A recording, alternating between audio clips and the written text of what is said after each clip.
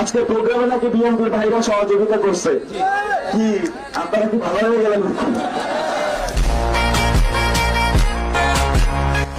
আমি একটু এভাবেই কথা বলি, সহ্য করতে হবে আপনাদের।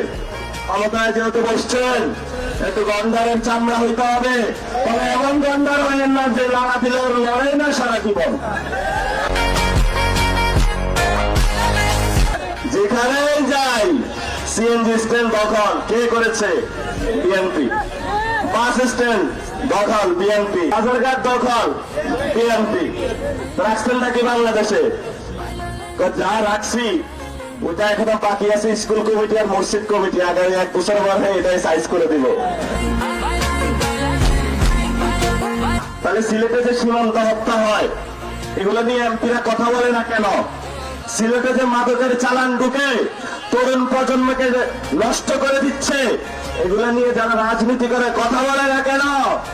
বলে না কারণ রাতে ভাগ পায়। যদি আমাদের 1400 শহীদ ভাইদের তারেক রহমান বিচার করতে সক্ষম না হয়, তাহলে বাংলাদেশের তরুণ যুবক যারা আমরা রয়েছে, আমরা সবাই ঐক্যবদ্ধ হয়েছে, আমরা ক্ষমতা নিতে প্রস্তুত। এবার আমরা আর কোন উপদেষ্টা বানাবো না, সবাই দেশটার 1টা 12টা বাজারে চলে গেছে।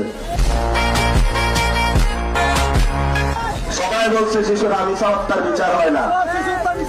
এটা তো প্রতিশ্রুতি দিয়েছিল 1 মাসের মধ্যে হবে। বাংলাদেশে আর কোন প্রতিশ্রুতি আসলে কাজ করে না। কেন করে না জানেন? কারণ আপনি তাকে সুযোগ দিয়েছেন, বসেছে, জনগণ তোমাকে গুণের টাইম নাই। আপনি আজকে প্রতিজ্ঞা নেন, তুমি যদি আমাকে না গুণো, আমরা আজকে ঘোষণা করছি তোমাকেও আমাদের গুণার টাইম নাই।